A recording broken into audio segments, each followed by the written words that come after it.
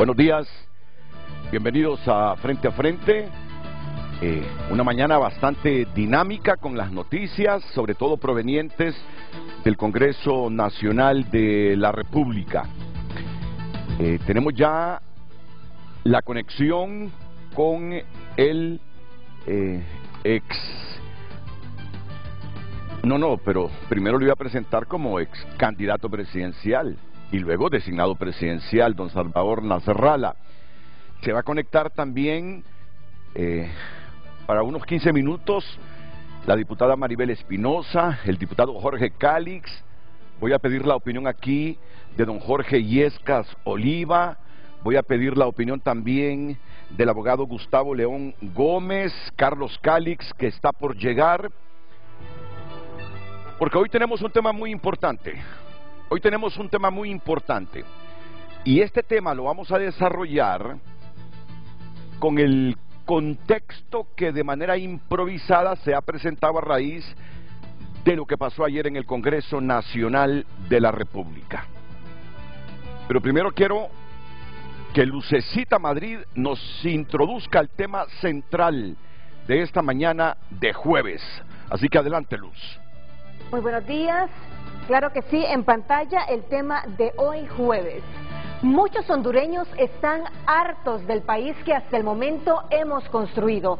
Por eso dicen estar listos para construir la Tercera República. Recuerde, su opinión enriquece el debate de esta mañana y puede compartirla a través del número de WhatsApp 9773-6065 y por supuesto a través de nuestras cuentas en las plataformas digitales. Nos encuentra como Frente a Frente HN. Palabras mayores, Luz.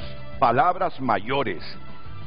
Un grupo de hondureños que aman a su país, pero inconformes con lo que hemos hecho por el país hasta el momento, dicen que están listos para construir la Tercera República. ¿Qué es eso de la Tercera República? ¿Cuándo tuvimos la Primera República? ¿Cuándo fue el periodo de la Segunda República? No ha habido Tercera República, hasta ahora pensamos construirla porque hay estados que están hablando ya de la Quinta República, de la Cuarta República. Francia. Desde que este grupo de ciudadanos de Honduras, los escuché porque se reunieron hace 2 días, dijeron, estamos listos para construir la Tercera República, un concepto que yo ya había leído, pero dije voy a profundizar, porque nos encontramos ahora con palabras mayores. Afirman que están listos para construir la Tercera República. Y voy a iniciar primero, cuando esté con ellos, preguntándoles qué es eso de la Tercera República. Que me hablen de la Primera República, de la Segunda República. Y por qué ahora aspiran a construir la Tercera República. ¿Qué ha pasado con las 2 repúblicas que hemos construido? ¿No nos han dado resultado? Atentos. Estamos llegando a un momento en que los hondureños vamos a pasar a una dinámica política, social, fuerte, y para eso debemos estar preparados con conceptos, con doctrinas, para entender qué es lo que está pasando. No muchos hondureños están a gusto con el país que tenemos hasta el momento. Y creen que las opciones políticas que tenemos no canalizan sus ideales para alcanzar esa Tercera República, para construir esa Tercera República. ¿No les parece que vale la pena el ejercicio que hoy haremos en Frente a Frente? Pero antes permítanme presentarles al ingeniero Salvador Nasralla, designado presidencial. Ya tenemos también al diputado don Jorge Calix. Don Salvador, después de que no se le da curso a su renuncia como designado presidencial por parte del presidente del Congreso, no sé si su amigo o su ex amigo Luis Redondo, ¿qué valoraciones tiene esta mañana para el pueblo de Honduras? Adelante, ingeniero. Buenos días, Renato. Buenos días a la gente que está ahí en el pendiente para intervenir en el Frente a Frente. Lo de ayer es una ilegalidad porque solamente actuó el presidente del Congreso sin darle oportunidad a los 128 diputados. Y Luis Redondo es una persona que sigue instrucciones de Mel Zelaya, que se quiere convertir en el Fidel Castro, en el Daniel Ortega y en el Nicolás Maduro. Lo que hizo ayer Redondo es absolutamente ilegal. por varias razones. Primero, porque Redondo explicó que al designado presidencial le aplican restricciones que están previstas para la presidencia de la República. Y no es así. A mí no me aplica lo que le aplica al presidente de la República. Las prohibiciones sobre reelección presidencial explicadas ayer unilateralmente por el dictador Redondo están previstas expresamente para la presidencia de la República, no están previstas para los designados. Además, Redondo, esta madrugada, porque eso pasó a las 12 de la noche, porque trabajan como las lechuzas a la hora que actúan los ladrones, Redondo se aferró a criterios sobre reelección indefinida, que tampoco aplican. Desarrolló asuntos sobre restricciones a los derechos políticos. La jurisprudencia de la Corte Interamericana de Derechos Humanos explica claramente que las restricciones a los derechos políticos de una persona como Salvador Nasralla, designado presidencial, deben estar previamente establecidas en la ley, ser proporcionables y necesarias en una sociedad democrática. En el caso del designado presidencial de Honduras, la Constitución prevé dos cosas. Una es que, en el artículo 205, inciso 12, el Congreso Nacional tiene la facultad de admitir o no su renuncia. Lo repito, el Pleno, no el presidente, el Pleno del Congreso Nacional es el que tiene la facultad de admitir o no su renuncia. Y él solamente leyó un mamotreto de 11 páginas y no lo sometió al Pleno. El otro punto es que la única restricción aplicable al cargo que hoy ostento de primer designado presidencial es que ejerza ese cargo en los 6 meses anteriores a las elecciones generales. Yo, durante estos 2 años y meses, nunca he ejercido el cargo de designado presidencial. Una lectura integral de este artículo 205 indica que yo sí puedo renunciar, pero debo hacerlo antes del 30 de mayo de 2025, y por eso empecé a hacerlo desde ahora, porque conozco lo que pasó en Venezuela, lo que pasa en Cuba, lo que pasa en Nicaragua, 3 países que son ejemplo para Mel Zelaya, que es el jefe de Luis Redondo, su títere en el Congreso. Si la Constitución es clara en cuáles son las restricciones, ninguna autoridad puede imponer una de forma discrecional, como lo dijo Redondo. Las interpretaciones de la Corte Interamericana son vinculantes para Honduras por el principio de control de convencionalidad. Este principio fue soslayado por Redondo esta madrugada en su análisis. Por lo tanto, se ha interrumpido la comunicación con Salvador, ya la vamos a reanudar. Antes escucho la opinión del diputado Jorge Calix. Jorge, ¿cómo valora usted esa decisión de Redondo anoche en el Congreso? Buenas noches, buenos días. Buenos días, Renato. Buenos días, pueblo hondureño. Creo que ayer el Congreso, específicamente el diputado Luis Redondo, cometió una arbitrariedad tremenda. Lo primero que hay que decir es que en ningún lugar de la Constitución, en ningún artículo, ni en ningún artículo de la Ley Orgánica del Poder Legislativo, no hay ni siquiera una línea que faculte a quien presida, a quien dirija las sesiones, para no someter a votación la renuncia de un funcionario. El Congreso tiene la facultad de aceptar o no la renuncia de un funcionario. El Congreso, el Pleno. El Congreso está compuesto por el Pleno de 128 diputados propietarios y suplentes, obviamente, 128. No puede bajo ninguna circunstancia quien presida una sesión decidir por cuenta propia que el Pleno no puede votar sobre X o Y asuntos. No se puede, no es cierto. ese montón de páginas que leyeron ayer, a saber cuántas eran, 60, 80, 300, no lo sé, que si uno las sacude, esas hojas, no queda ninguna palabra, ninguna frase, ninguna oración, ningún párrafo. Quedaría bien puesto, todo se caería porque está lleno de argumentos frágiles y absurdos. Hablan de reelección indefinida, como bien lo dijo Salvador, pero hablan de lo que le corresponde al presidente de la República, de las prohibiciones que tiene el presidente de la República para reelegirse. Sin embargo, la Constitución al designado presidencial, a los designados presidenciales, les da la potestad de aspirar a la presidencia de la República siempre y cuando, número uno, no hayan ejercido la titularidad del Poder Ejecutivo. No es el caso de Salvador, nunca la ha ejercido. Número dos, presente su renuncia 6 meses antes de las elecciones. Eso está establecido en la Constitución de la República, de manera que no hay ninguna razón por la cual no someter ni siquiera a discusión la renuncia de Salvador. Que no quieran votar por Salvador, que no le quieran dar permiso, esos son otros 20 pesos, y es además una facultad del Pleno. Pero no someter siquiera la renuncia de Salvador a discusión es un acto supremo de estupidez, además de ser una ilegalidad y una arbitrariedad. Cuando yo vi y escuché lo de ayer, me recordé mucho la frase de Luis XIV: el Estado soy yo. No, señores, el Estado no es nadie.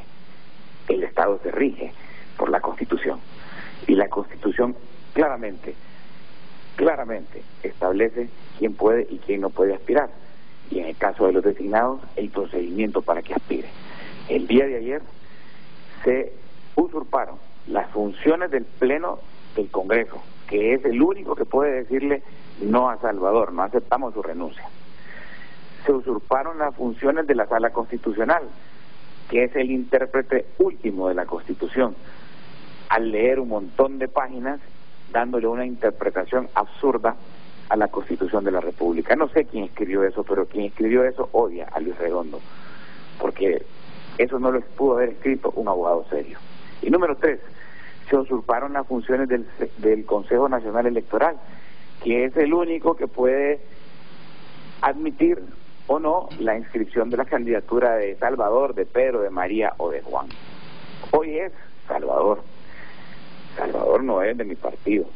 No lo estoy, digamos, defendiendo porque sea mi correligionario. Estoy defendiendo la razón, estoy defendiendo la Constitución, y quien tenga la razón, quien esté del lado de la Constitución, tendrá mi apoyo, sea o no sea mi correligionario, porque hoy es Salvador, pero mañana puede ser Pedro, María, Juan, mañana puedo ser yo, usted, Renato, o cualquiera de las personas que nos está viendo. Y no puede ser así, no lo podemos permitir. Y por último, solo voy a decir que pueden leer los argumentos, las leguleadas que quieran, pueden inventarse los cuentos de hadas que se les ocurra, pueden querer justificarse con cualquier interpretación ridícula, absurda y estúpida, como la de ayer, pero hay algo que no van a poder borrar, y es que aquí hay un precedente. Además de que la ley ya establece que un designado sí puede, siempre y cuando no haya ejercido la titularidad del Poder Ejecutivo y renuncie antes de 6 meses de las elecciones, hay un precedente, y el precedente se llama Elvin Santos. Elvin Santos renunció, primero no lo dejaron participar en las internas, ellos buscaron la forma de que su movimiento participara, y luego el Congreso le acepta la renuncia y participó en las elecciones generales. Entonces mi pregunta es, ¿acaso a Elvin Santos le aplicaron una Constitución y a Salvador Narral le están aplicando otra Constitución completamente distinta? ¿Qué ley le aplicaron a Elvin Santos que no se la aplicaron ayer a Salvador Narrala? Honestamente no lo entiendo, y me parece que no solo se comete una ilegalidad, sino que políticamente han cometido un error tremendo. Y por último, Renato, le exijo a mi partido, al Partido Libertad y Refundación, a su coordinador, expresidente José Manuel Zelaya Rosales, que tome una posición sobre el asunto, porque es preciso saber si Luis actuó solo o si actuó bajo la venia, con la venia del Partido Libertad y Refundación, para que el pueblo hondureño reparta la culpa que sea necesaria repartida.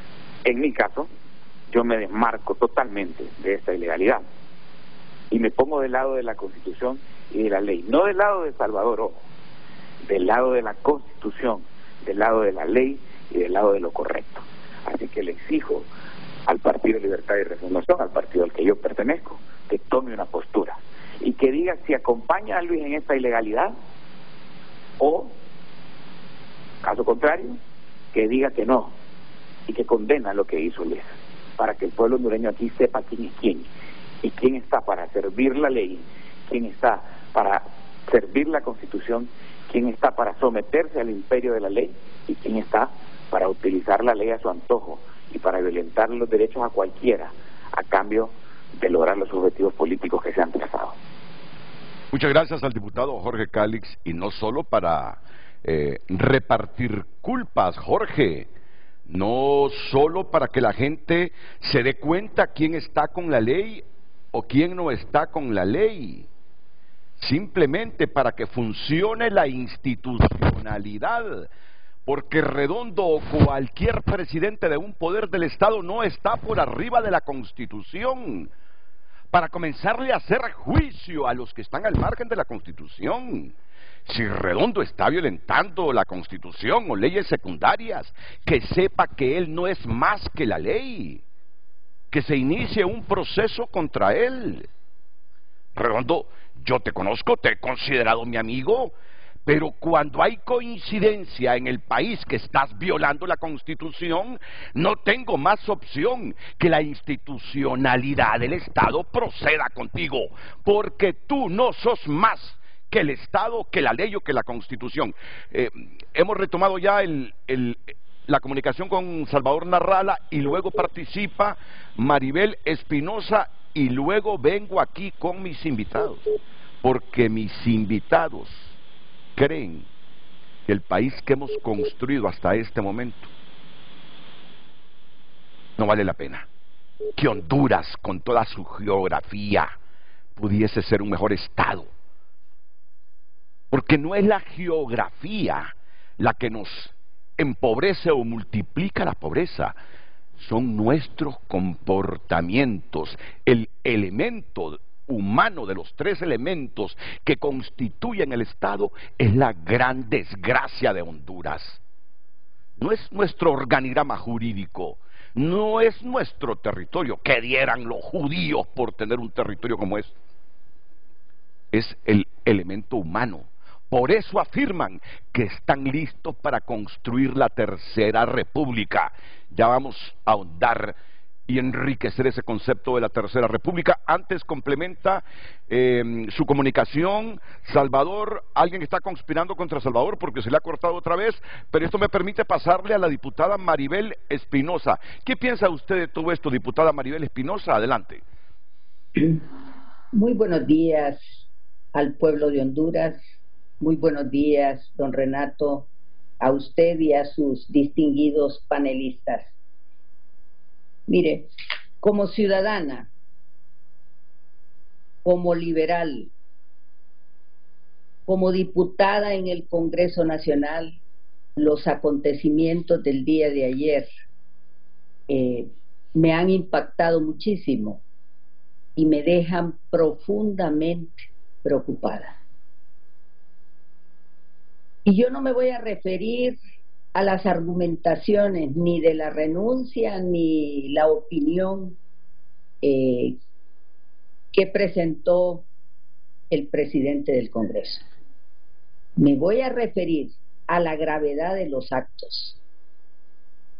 Cuando un presidente del Congreso Nacional se abroga las facultades que constitucionalmente tiene el Pleno integrado por 128 diputados, el país está en grave peligro, porque estamos ante una conducta de un dictador.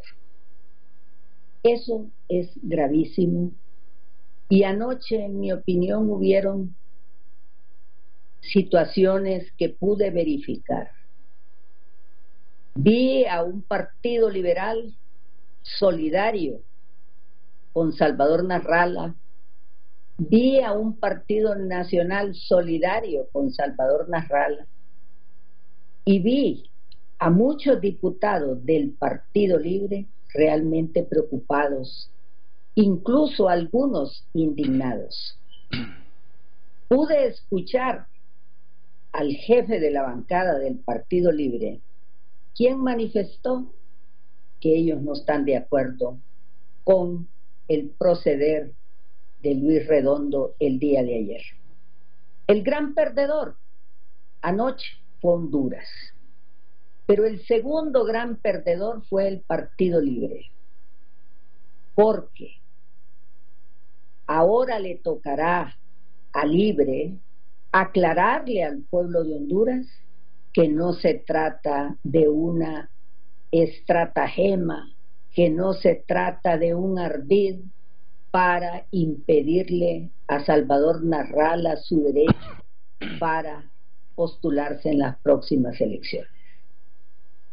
Esto es grave, porque cuando el presidente de un congreso de una nación le niega el derecho al pleno para decidir sobre la renuncia de Salvador Narrala, el mensaje que nos está enviando es que él decide por el pleno. Y eso es sumamente grave, porque la democracia, el Estado de Derecho, está realmente tambaleante ante una persona que se eleva sobre la ley y no una persona que está sometida a la ley. Eso es la reflexión que quiero dejar esta mañana y decirle al pueblo de Honduras que debemos de estar alertas. Porque si Luis Redondo continúa con esa conducta, la democracia en Honduras está gravemente en peligro. Pero me imagino que la Constitución, el resto de leyes del país, leyes secundarias, nos blindan ante estos comportamientos dictatoriales. ¿Quién debería reaccionar? ¿Qué institución debería prevalecer en este momento? Y comenzar a investigar a Luis Redondo y su comportamiento de dictador, diputada Maribel Espinosa. Sin duda el Ministerio Público de oficio puede hacer, porque él realmente incurrió en abuso de autoridad. Ha violado los deberes que le impone su cargo. Y la verdad es que él no puede suplantar la voluntad del Pleno. Y la voluntad no cualquier voluntad caprichosa, sino que después del debate serio en el Pleno del Congreso, se adopta una decisión por la mayoría que corresponde. Eso es lo grave. Y esto lo he venido viendo a través de la gestión de Luis Redondo. Y esta mañana quiero recordarle al pueblo de Honduras que yo hace mucho advertí de esto. Porque antes dije que él actuaba como Luis XIV. Él se cree el Estado de Honduras. Él cree que encarna el Estado de Honduras, no que representa a un poder del Estado. Y en el lado humano, Renato, con tristeza debo de decirle, nos mostró Luis Redondo la peor faceta de un ser humano, que es la traición. Me consta que Salvador Narrala consideraba a Luis Redondo su amigo. Y voy a revelarle una conversación brevemente, si me permite. Antes de designar a Luis Redondo como candidato a la presidencia del Congreso, yo tuve una conversación con él. En esa conversación me dijo lo siguiente: Mel no la quiere a usted porque nadie de Libre va a votar por usted. Efectivamente, él me lo dijo. Pero además me dijo lo siguiente: Luis Redondo es mi amigo, juntos fundamos el PAC, ha venido conmigo todo este tiempo y usted, abogada, es liberal. Y yo le contesté: así es, ingeniero, yo soy liberal y Luis Redondo es su amigo. Pues bien, ese amigo traicionó a Salvador Narrala. Una cosa son las diferencias políticas y otra cosa son las relaciones humanas. Y yo realmente quedé sumamente impactada al ver la conducta de ese ser humano que actuó en contra de un hombre que creyó en él. ¿Cómo está la figura del juicio político en Honduras en este momento? Es vigente y si Libre hoy tiene una enorme responsabilidad.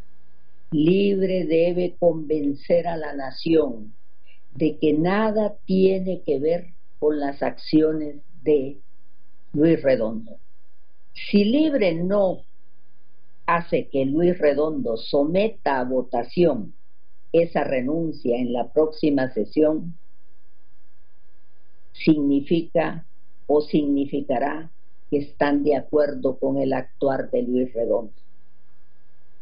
Si no logran convencer que retroceda en esa arbitrariedad, Libre debe dar un paso al frente y acompañarnos en el juicio político que debemos de iniciar contra Luis Redondo. Y qué pena si el Ministerio Público, en relación a lo que denuncian los diputados, ha hecho Luis Redondo, solo actúa si recibe instrucciones que proceda o no contra Luis Redondo. ¡Qué vergüenza sería! ¡Qué vergüenza sería! Ayer yo valoraba a Joel Zelaya por lo que están diciendo organizaciones femeninas, la familia de Angie Peña, que el caso de esta muchacha desaparecida desde hace un poco más de 2 años se ha reactivado por la voluntad de Joel Zelaya. Pero, fiscal general, qué pena y vergüenza tendríamos como hondureños que usted en este caso actúe en función de las instrucciones que reciba. ¿De quién? No sé.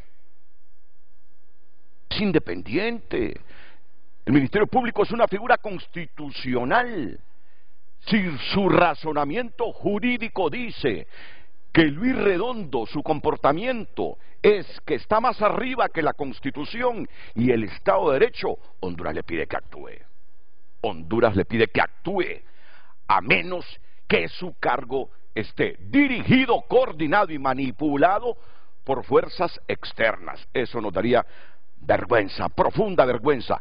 Ahora entiendo por qué este grupo de hondureños que están aquí hablan de construir una tercera república, porque me imagino que están hartos de la primera y segunda república que hasta el momento hemos construido. Termino con el ingeniero Salvador Narrala. Adelante, designado presidencial Salvador Narrala.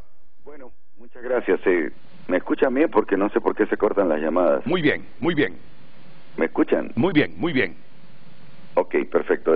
Yo les decía que la Constitución es clara en cuáles son las restricciones. Ninguna autoridad, en este caso el presidente del Congreso, puede en forma discrecional decir restricciones. Las interpretaciones de la Corte Interamericana de Derechos Humanos son vinculantes. Honduras las tiene que acatar. El principio es el principio de convencionalidad y ese principio fue soslayado por Redondo en su análisis, considerando que es el Pleno del Congreso y no su presidente quien debe deliberar. Él tenía que haber sometido esta madrugada la renuncia y el Pleno tenía que votar. Él no hizo eso. Él cometió un abuso de autoridad. Redondo asumió esta madrugada funciones que no le corresponden a él, sino que le corresponden al Pleno. La tramitación de mi renuncia sigue estando en manos del Congreso Nacional. El próximo martes en la noche, si deciden volverse a reunir, porque como ustedes saben, solo se reúnen un rato en la noche del martes y un rato en la noche del miércoles y madrugada del jueves, que es lo que pasó hoy. Nosotros el próximo martes vamos a presentar la moción de orden que no han querido aceptar. Y la junta directiva, que ayer con vergüenza se retiró y lo dejó solo hablando, está obligada a darle trámite con carácter preferente. Agradezco lo que dijo el diputado Jorge Calix, verdadero presidente del Congreso Nacional, y lo que acabo de escuchar de la abogada Espinosa, porque ellos son abogados y conocen mucho mejor que yo y mucho mejor que Redondo, que lo que hizo ayer Redondo es un abuso de autoridad. Así que le digo al pueblo hondureño, Salvador Narrala va a seguir hasta el final, voy a ser candidato a la presidencia y vamos a rescatar a Honduras de este comunista llamado Mel Zelaya, que le da órdenes al presidente del Congreso, porque eso no es de la autoría solo de Redondo, es de la autoría del coordinador del Partido Libre, que equivale al Nicolás Maduro de Venezuela, al Fidel Castro o al Díaz Canel hoy en Cuba y al Daniel Ortega de Nicaragua. Por eso les vengo diciendo que Honduras está encaminado a ser una dictadura que no vamos a permitir que se instale, y toda la oposición, liberales, nacionalistas, la gente buena de Libre, los PSH, todos nos vamos a unir para que el próximo año estos comunistas entiendan que son una minoría y que van a salir del poder. El ingeniero Salvador Narrala, yo pensaba ocuparme 2 minutos esta mañana antes de entrar. No, que muchas gracias por su participación en Frente a Frente. Les decía que, como esto fue en la madrugada, terminamos TN5 Estelar anoche, no nos dábamos cuenta que todo esto iba a suceder porque la expectativa es que Luis Redondo le iba a dar trámite a la renuncia de Salvador Narrala. Nos hemos levantado hoy con que interpretó a su manera el organigrama jurídico de la nación el presidente del Congreso Nacional. Pues yo tenía pensado ocuparme unos 3 minutos para hablar un poquito de lo que le está sucediendo a los españoles. Viene una instancia en España y acusa a la mujer del presidente del gobierno, Pedro Sánchez, de traficar desde su afinidad con el presidente del gobierno de España, porque es su esposa, de traficar y sacar provecho de esto, haciendo negocios. Viene Pedro Sánchez ayer y saca una carta y dice que ya no aguanta a los medios, que ya no aguanta la derecha, que ya no aguanta la ultraderecha y que va a reflexionar hasta el lunes, dando a entender que este tiempo lo ocuparía para decidir si renuncia a la presidencia del gobierno de España, y que cancelaba toda su agenda pública como presidente del gobierno. O sea que España está en el limbo en este momento. ¿Qué ratos? ¿Saben algo? Y se lo digo con toda sinceridad. Yo era simpatizante del Partido Socialista Obrero Español. Siempre lo fui. Pero a mí estos comportamientos de algunos líderes de izquierda chocan contra mis valores democráticos. Chocan contra mis valores democráticos. ¿Qué está haciendo Pedro Sánchez cuando un presidente del gobierno se siente débil porque la opinión pública lo cuestiona? Renuncia. Pero este hombre dice, me tomaré jueves, viernes, sábado y domingo para ver si el lunes sigo en esto o no sigo, porque me siento abrumado ante la presión y cuestionamientos contra mi esposa. Porque un juzgado de Madrid dijo, vamos a darle cabida a esta denuncia de que la esposa del presidente del gobierno utiliza su afinidad con Pedro Sánchez para andar haciendo negocios para beneficio personal. Les iba a hablar de esto, solo les voy a hablar unos segunditos, porque no quiero atrasar hoy la temática que hemos concertado con mis invitados. ¿Quiénes son los invitados? A mi izquierda, Jorge Illescas, coordinador del Movimiento Tercera República. A mi derecha, el profesional del derecho y miembro del Movimiento Tercera República, Gustavo León Gómez. Y un poco más a la derecha, el investigador económico y miembro del Movimiento Tercera República, Carlos Calix. Ellos se han reunido junto a otros hondureños porque creen por favor, el cuadro que enviaba la producción, que están listos para construir la Tercera República. ¿Y qué es eso de la Tercera República? Ya se lo diremos después de la pausa.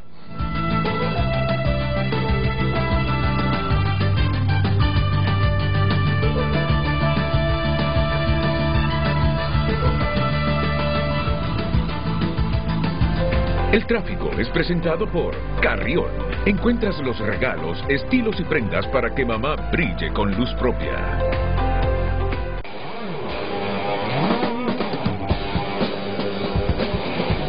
Buenos días, a esta hora le ofrecemos la información del tráfico vehicular. Estamos ubicados en la colonia Alameda, avenida Juan Manuel Gálvez. Como usted puede observar, un tráfico bastante fluido en una de las principales arterias que conduce hacia el Boulevard Juan Pablo II y que viceversa también conduce hacia el centro de la capital. Esta intersección también tiene conexión con la colonia Rubén Darío, donde también el tráfico es bastante fluido, a pesar de ese semáforo, muy poca cola de vehículos. Y en la otra dirección, la que conduce hacia el Boulevard Suyapa, esta conexión también con un tráfico bastante fluido. Así que si usted está por salir de su vivienda para dirigirse a su lugar de trabajo o lugar de estudios, este sector de la Alameda es una excelente vía para que pueda transitar y pueda llegar temprano a su lugar de destino.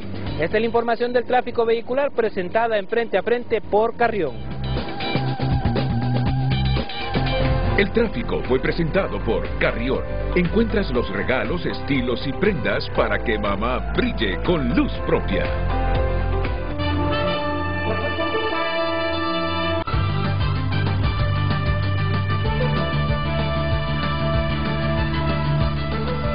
Muchas gracias por tomar su tiempo y compartir sus mensajes con nosotros. Buen día, Renato, invitados. Pobrecito Redondo, él solo es un mandadero de Mel, es un títere. Comparten más mensajes. Honduras no pierde, pierde Honduras. Ganó anoche, vamos a ver, Honduras no pierde. Honduras ganó anoche porque Salvador es inestable de pensamiento. Un día anda con los rojos y otro día anda con los azules. Si Luis Redondo admite eso, debe dirimir de su cargo inmediatamente, según el artículo 239. Es dimitir. Lo que quiso decir el televidente anterior con su mensaje es dimitir, para que lo entendamos. Si Luis Redondo admite eso, debe dimitir de su cargo inmediatamente, según el artículo 239, y comparte otro televidente: como Judas le salió Redondo a Nasrallah. Muy buen día a todos. Creo que ya es tiempo que el pueblo de Honduras se haga escuchar. Tenemos que salir a marchar como la de las antorchas. Comparten también a través de nuestra cuenta en X, Eduardo Facusé. Burlesco, prometen reformas políticas que otorguen representatividad a la ciudadanía y ya en el poder reculan. Necesitamos segunda vuelta, diputado por distrito, elecciones escalonadas para diputados. Vamos a ver. Mientras esos cambios no lleguen, seguirá este circo cínico y corrupto, comparte Eduardo Facusé. También Donald Funes comparte: Luis Redondo ha impulsado torpemente, sin darse cuenta que muchos más de los que podrán nunca imaginar la campaña por la presidencia de Salvador Nasrallah. El autoritarismo es la mayor señal de debilidad de un gobierno. Comparten los televidentes a través de nuestras cuentas. Sigan mandando sus mensajes. Antes de hablar de la Tercera República, una valoración breve sobre esto del Congreso Nacional, don Jorge Yescas Oliva. 3 puntos bien concretos. 1, que Redondo no está solo. 2, que el mensaje que están mandando internacionalmente afecta totalmente a Honduras, porque se pone de manifiesto que en Honduras no existe el Estado de Derecho, ¿verdad? Y 3, que lo que están haciendo es victimizando a Salvador Nasrallah, levantándole la imagen a Salvador Nasrallah, que es el efecto contrario a los que están negando la renuncia de Salvador. Y si Luis Redondo no está solo, ¿con quién anda Luis Redondo ahora que no tiene a aquella señora que lo está cuestionando? Bueno, con sus jefes. ¿Y los jefes de Luis Redondo quiénes son? El Partido Libre. El doctor Gustavo León Gómez. ¿Y usted cómo valora esto? Usted que también es un estudioso de las leyes. Y buenos días. Fíjese, don Renato, que yo muchas veces veo que estos debates, estas conversaciones se vuelven discusiones jurídicas que muchas veces la gente no entiende. Entonces, para hacerlo más comprensible a la población, quiero yo plantear un ejercicio sencillo que atiende al ejercicio de interpretación de las normas en términos generales y que va al espíritu de la norma, para que la población se conteste con su sentido común si esto tiene o no razón de ser. ¿Qué es lo que intenta proteger la Constitución cuando limita la posibilidad de que un ciudadano o una ciudadana sea candidato a la presidencia de la República? ¿Cuáles son los peligros que el constituyente quiso prever? Esto va a la transparencia y a la responsabilidad en el uso de los fondos públicos, al uso del poder. Es decir, la Constitución lo que quiere evitar es que el ciudadano que tiene poder económico, político, utilice esta plataforma para intentar alcanzar la presidencia de la República en condiciones desiguales. Entonces nos debemos de preguntar, ¿tiene un ministro, tiene un designado presidencial, tiene una persona en un alto cargo, poder económico y poder político? Y si la Constitución dice que renunciando en determinado plazo, antes de que ocurran las elecciones, puede participar, ¿tiene o no tiene esto sentido? Entonces, preguntémonos, ¿tenía o tiene el ingeniero Salvador Narrala como designado presidencial, una vez habiendo interpuesto la renuncia, poder político, poder económico para influenciar las elecciones? Y esa va a ser la respuesta, el sentido común. Habrán muchas interpretaciones que se pueden hacer donde debería decidirse esto, que es en la Corte Suprema de Justicia, si el ciudadano siente que sus derechos están siendo violentados. Pero si la ley es clara, ¿por qué enredarse? Bueno, es que ese es el punto. Mire, muchas veces, casi siempre la ley coincide con el sentido común, casi siempre. En este caso la ley también es clara. Lo que pasa es que estos debates yo le puedo decir qué pienso yo como abogado, y otro abogado va a decir que piensa de otra manera, alguien va a emitir una opinión sobre el tema. La verdad es que quien puede decidir finalmente esta situación es un tribunal, es la Corte Suprema de Justicia, la Sala Constitucional, si el ingeniero Narrala interpone un recurso de amparo y alega que se le están violentando sus derechos. Entonces, esto es un buen ejemplo de cómo estas manipulaciones de la ley, de la Constitución, del poder, no permiten que la ciudadanía participe. ¿Por qué gente como nosotros evade cada vez más participar? Mis padres participaron en el servicio público. Mi papá fue ministro de Trabajo, claro. Mi mamá fue ministra de Educación, gente de clase media, bien educada, que llegó a servir y que salió con lo mismo o menos de lo que tenía. Entonces, ¿por qué evade el ciudadano como nosotros? Y eso podemos platicar luego en un momento. ¿Por qué estamos aquí nosotros? Es precisamente porque sabemos que con este tipo de manipulaciones del poder y abusos es difícil poder participar.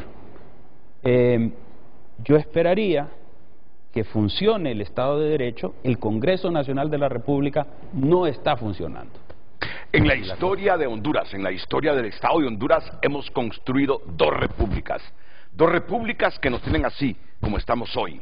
Por eso ellos andan con la idea de que llegó el momento y que están preparados para iniciar un proyecto de construir una tercera república. Y don Carlos Calix, ¿cómo valora esto? Mire, definitivamente, Renato, buenos días a toda la gente que nos está viendo. A mí no me sorprende esto. Sí me da asco como ciudadano definitivamente ver lo que está ocurriendo en el Congreso Nacional desde hace algunos años. Y decía, no me sorprende porque desde 2021 empezamos a visualizar muchas de las cosas que podrían ocurrir.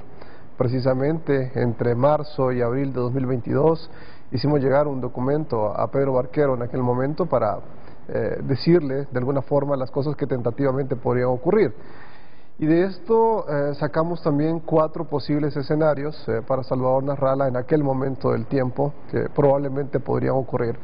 Efectivamente van pasando exactamente las cosas que pudimos visualizar en esos escenarios. Así que por esa razón no me sorprende absolutamente nada lo que estamos viendo acá. Lo que sí, decía, genera asco, porque no hay otra palabra, es el sentido realmente de que los hondureños quisiéramos algo totalmente distinto a lo que estamos viendo en este momento, ¿no? Y mire, las valoraciones son fuertes, porque estamos hablando de la renuncia de un designado presidencial, ¿no? O sea, eso no es poca cosa. Eso en pocos minutos, o si no está circulando ya en este momento, la BBC de Londres, CNN, todas las fuentes de información importantes en el mundo van a empezar a informar precisamente sobre esta situación del designado presidencial en Honduras. Y eso no es poca cosa, porque también va a ser un impacto nuevamente al país, al riesgo que se genera dentro de Honduras, donde no encontramos un verdadero Estado de Derecho. Así que, Renato, esas son prácticamente las preocupaciones que tenemos y son las razones definitivas por las cuales nosotros estamos acá, ¿ya?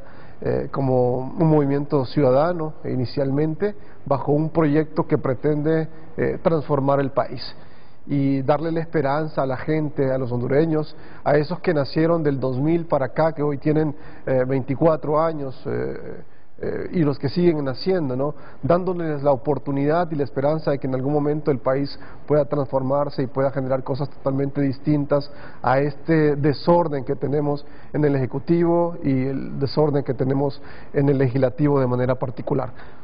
Pues así estamos. Ese concepto Tercera República, que yo lo vengo escuchando desde hace décadas, hoy se materializa con un grupo de hondureños que dice: estamos listos para construir la Tercera República. Y yo sé que hay miles de hondureños en este momento que se preguntan: ¿y qué es eso de la Tercera República? ¿Es que le van a dar vuelta a las primeras dos repúblicas? ¿Y cómo se construye una Tercera República? ¿Es que nacemos de nuevo? ¡Ay, tantas interrogantes! Que un pueblo con casi un poquito menos de 6 años de escolaridad se está preguntando en este momento. Luego de la pausa, ustedes me van a explicar qué es eso de la Tercera República y qué esperanza podemos tener en la gente que cree que llegó el momento de construir una Tercera República.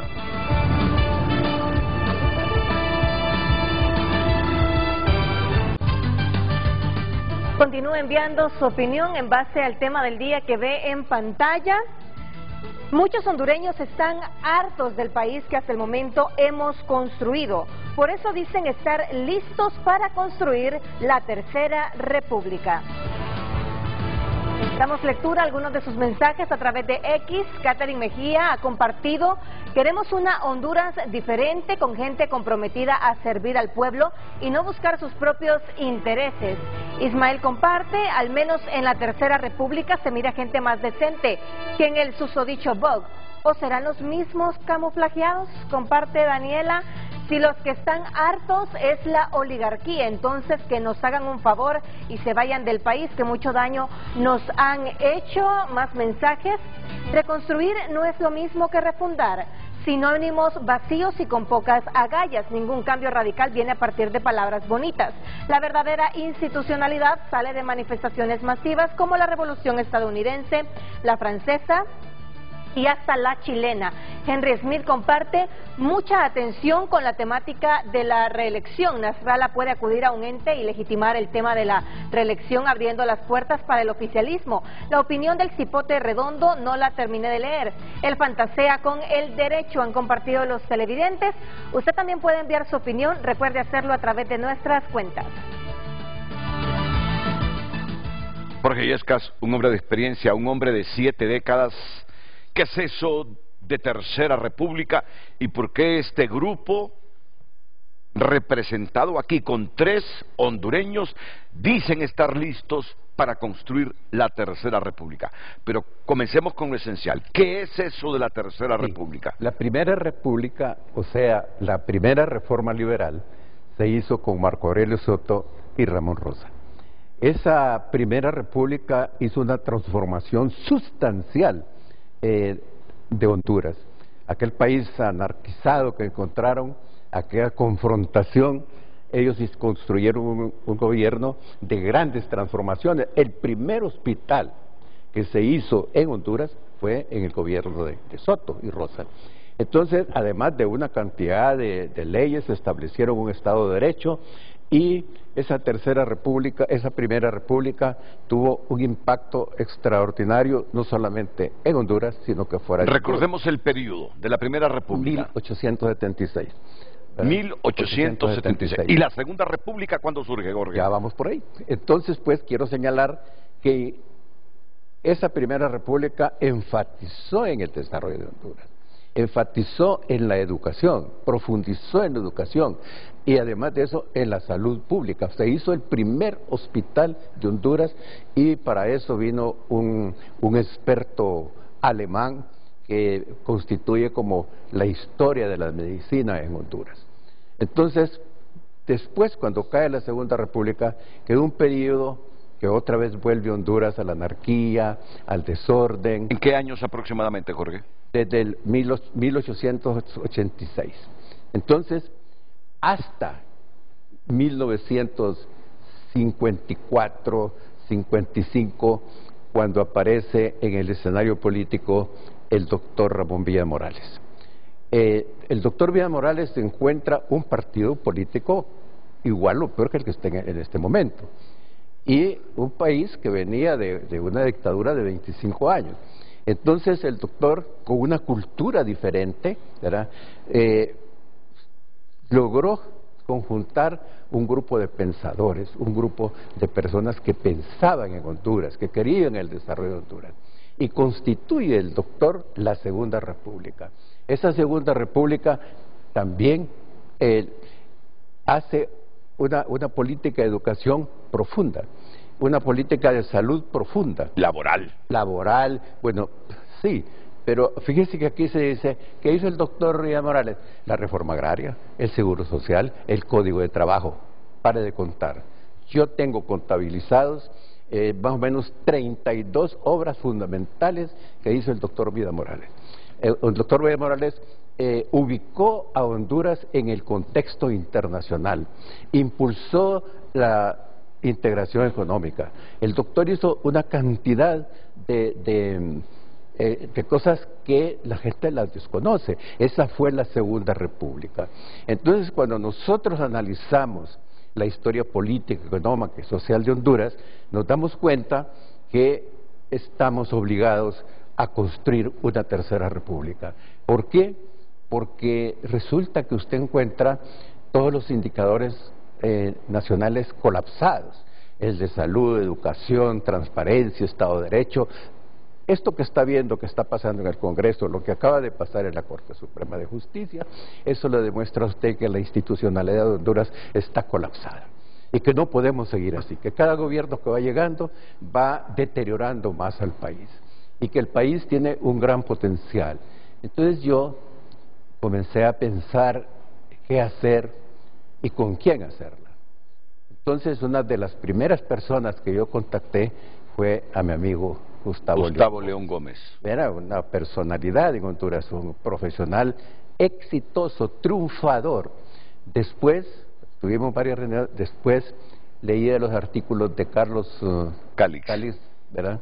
Me gustaron, busqué contacto con él, nos reunimos, hablamos con él desde la Primera República y Carlos hace su primer artículo sobre Ramón Rosa después de nuestra conversación. Entonces, pero conjuntar un grupo de pensadores, un grupo de hondureños triunfadores, un grupo de hondureños transparentes, no es fácil.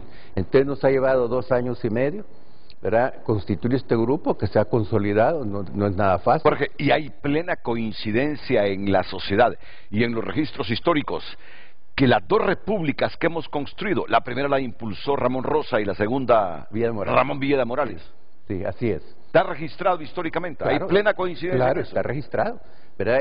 Es que nosotros nos basamos, como usted dijo, en datos históricos. Nosotros estudiamos la historia económica, política, ¿verdad?, y social y cultural de Honduras, que es una de las partes más abandonadas en todos los gobiernos.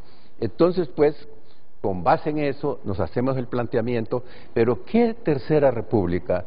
Entonces comenzamos a estudiar porque no nos vamos a quedar en el diagnóstico, sino que también en la propuesta. Entonces, es un esfuerzo ciudadano, un esfuerzo hondureño, y decimos nosotros, bueno, pero ¿podemos hacerlo? Sí. ¿Y garantiza Tercera República que sí se puede transformar en Honduras? Sí. ¿Por qué? Porque miramos, por ejemplo, el caso de Singapur. Singapur es un país que tiene 744 kilómetros cuadrados y tiene un Producto Interno Bruto de 5.070 millones de dólares. Óigame, pero no tiene ríos, no tiene recursos naturales. ¿Y qué tiene Singapur? Un ingreso también per cápita de 88.000 dólares anuales.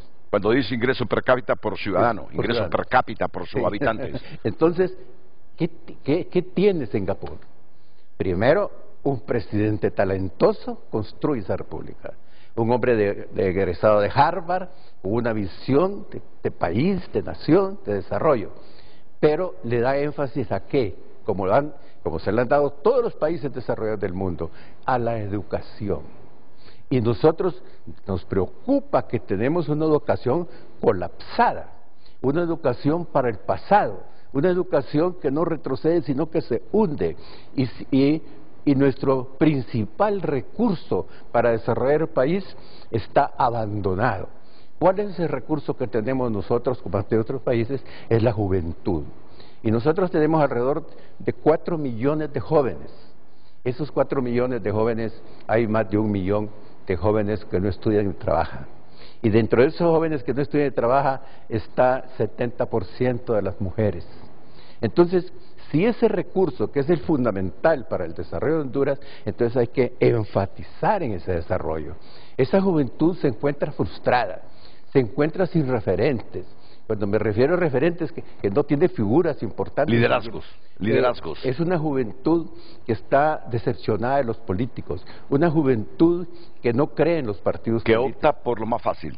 Sí. Migrar. No es lo más fácil. No es lo más fácil. No es lo más fácil migrar, porque en ese camino de la migración fíjense que mueren miles de hondureños. Las encuestas nos dicen a nosotros que los niños, a partir de los 10 años, 12 años, que están en la primaria, le dice cuál es su aspiración. Estados Unidos, dice, viajar, salir de Honduras. Ninguno dice quedarme en Honduras para construir. ¿Qué pasa? Una clase media que se está reduciendo, una clase media muy golpeada. Mire, nosotros, por ejemplo, tenemos alrededor de 11, 13 mil médicos hondureños que están sin empleo, médicos que salen para Estados Unidos a trabajar de cualquier cosa. Y con las necesidades que tiene de médicos el país y la sociedad. Aquí, digamos, un médico que me impactó a mí terriblemente es que un médico está aspirando a ser policía, ¿verdad? Ve usted cómo pues esa juventud, que es la llamada a transformar nuestro país, esa juventud no tiene esperanza. Entonces el pueblo hondureño ha perdido la esperanza, es un pueblo que está por allá adormecido. Entonces no vemos tampoco en el escenario verdaderos políticos que ofrecen un montón de cosas, como esos programas de gobierno parecen cartas a San Nicolás, ofrecen un montón de cosas y no se cumplen, ¿verdad? Entonces nosotros, frente a esa situación, conjuntamos este grupo de ciudadanos. Yo no me voy a juntar con personas que tengan colas, que hayan estado metidos en cuestiones de corrupción, en cuestiones de ¿cómo se llama?, de narcotráfico, sino que son triunfadores. Y para mí, digamos, una de las personas que es la imagen de nuestro movimiento es doctor y abogado. Parémonos ahí. En este lindo país que lo hemos convertido en una selva de intereses personales sectarios, ¿tenemos tiempo para construir una tercera república? Ya sabiendo el concepto de lo que es tercera república. Por favor, otórguenme 2 minutos para ir a una pausa comercial y escuchar a estas nuevas generaciones, porque lo son, nuevas generaciones. Gustavo León Gómez y Carlos Cáliz, en medio de un lindo país, pero donde prevalece la selva de intereses políticos, económicos. en medio de un lindo país donde prevalecen los intereses políticos sectarios. ¿Tiene tiempo Honduras todavía, con su gente y su juventud, de construir una tercera república? Atentos, que la respuesta de Carlos Calix y Gustavo León Gómez las tenemos inmediatamente después de estos consejos comerciales.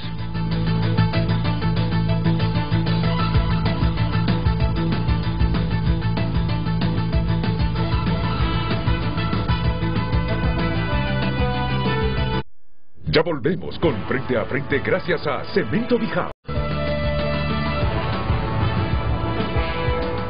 Damos lectura a más mensajes. Donald Funes comparte: en cuanto a la llamada a una tercera república, es obvio que debemos verlo con calma. Primero, debe haber un mejor gobierno que el actual. Segundo, debe existir una mayor conciencia política en el pueblo. Y tercero, debe partir de un buen consenso político.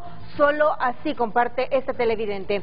Más allá del abuso de autoridad del Redondo, este es el precio que Salvador debe pagar por haber entregado la democracia de Honduras a estos comunistas de libre. Se juntó con el demonio, ahora que pague por su ambición. Valentino comparte: estamos en un país que lamentablemente ha caído en los juegos políticos, juegos que solo le convienen precisamente a los políticos. El opositor está feliz que usted no vea que se han hecho carreteras, se están construyendo hospitales y nuevas escuelas. Comparten los televidentes. Continúe enviando su opinión a través de nuestras cuentas en redes sociales. Y hay un televidente que me dice: habrá urgentemente que buscar, entre paréntesis, encontrar, diría yo, una estrategia para llevar esos vitales mensajes de país a la juventud. Recordemos que esos votos flotantes y sin compromisos filosóficos, ideológicos ni políticos, y hasta sin sueños, son los que definen quienes no gobiernan. Plática privada con un familiar que ha estado en el set de Frente a Frente muchas veces. Jóvenes, porque lo son, Gustavo León Gómez, Carlos Calix, Jorge, ¿qué les inspira que un viejo comprometido con el país, viejo biológico, no de ideas, pero mire, ojo, que un viejo comprometido con el país y que ama el país, les estimule a pensar que llegó el momento de que Honduras reflexione sobre construir una tercera república? El viejo que está consciente de los problemas del país es joven, y el joven que no está consciente es viejo. Pero biológicamente viejo, como yo ya voy en una década hacia ahí, y tendré que aceptarlo y admitirlo. Esta es la juventud biológica, esta es la juventud biológica de Honduras. Qué tan hartos, qué tan decepcionados, qué tan frustrados, pero igual, amando a su país, qué tan esperanzados están ustedes que Honduras tiene todavía margen, tiempo y espacio para construir esa tercera república. Muchas gracias, don Renato, y agradezco las palabras de don Jorge. Me siento muy honrado de formar parte de este grupo, con quien comparto valores, principios y objetivos.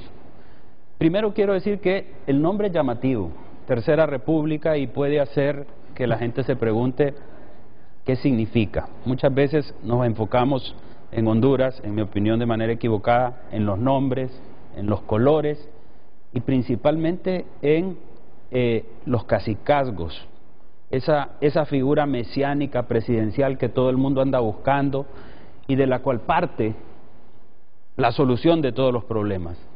La solución de los problemas, en nuestra opinión, no parte de una persona, parte de una voluntad popular ciudadana comprometida. Entonces, la gran diferencia de nuestro movimiento, haciendo a un lado el nombre, es que pretende que toda la ciudadanía buena, honesta, capaz, se involucre en la transformación de una república que es república porque la Constitución lo dice, pero que no ha demostrado ser una república.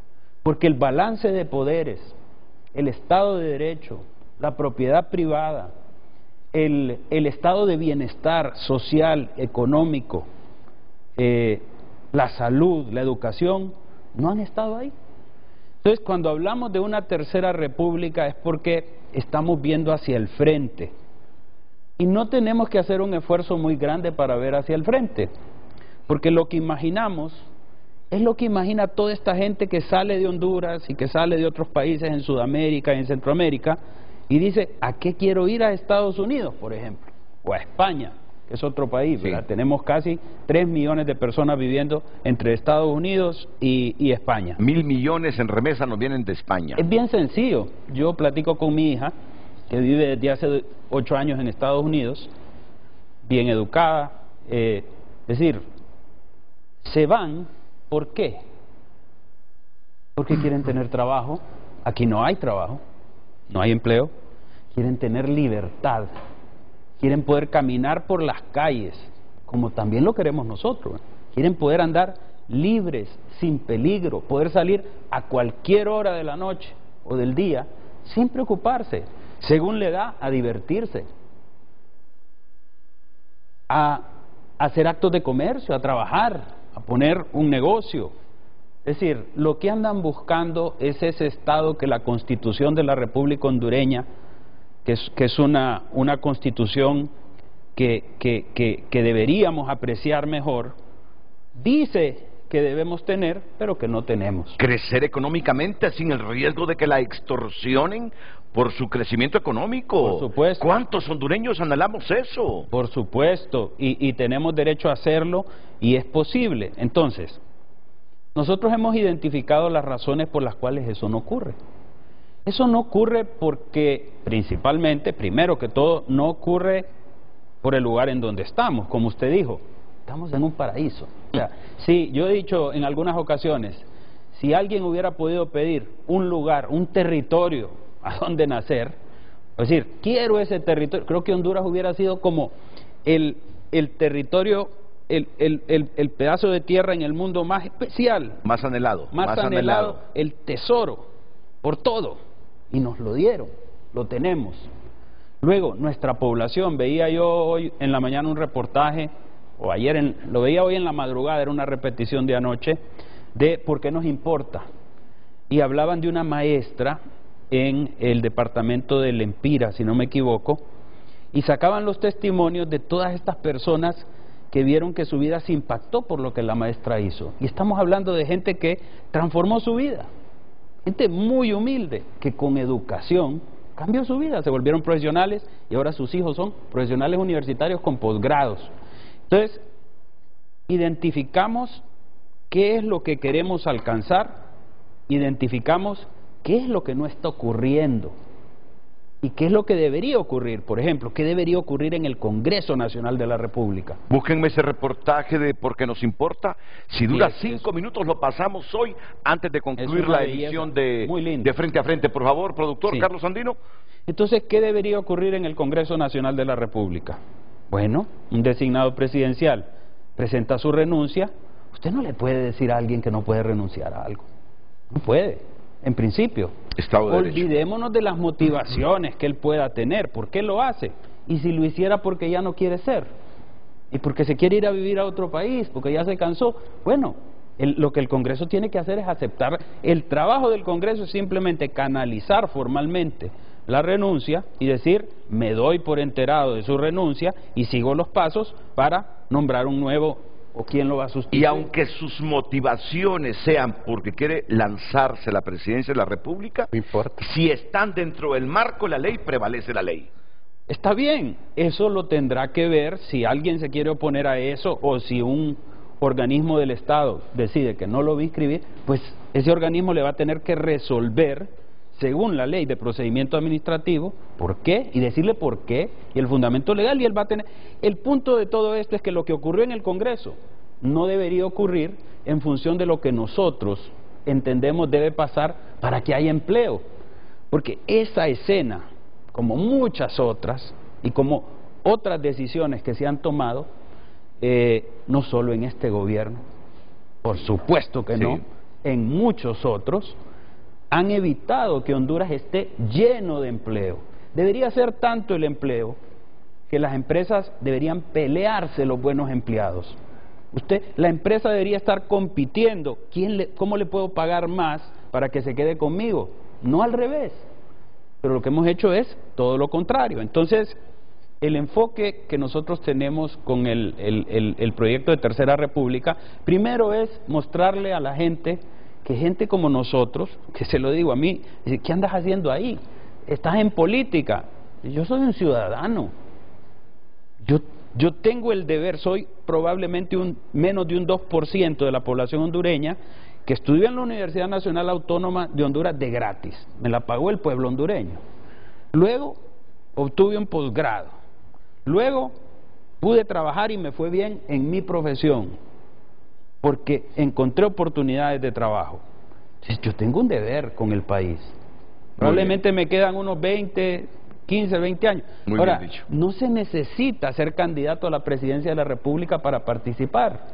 Al final, los liderazgos, y esa es otra cosa que hay que cambiar, la gente cree que el líder es el que va enfrente y viene todo el mundo atrás. No, el líder va atrás.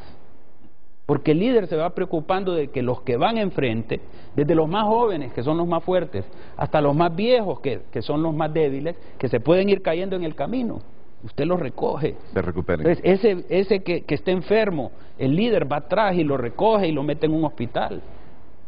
Entonces, esa es la diferencia en la visión. No se llega al gobierno a servirse, se llega a servir. Probablemente en el gobierno mucha gente pierde, hay otras que ganan, claro, siempre hay, porque todos tenemos circunstancias diferentes.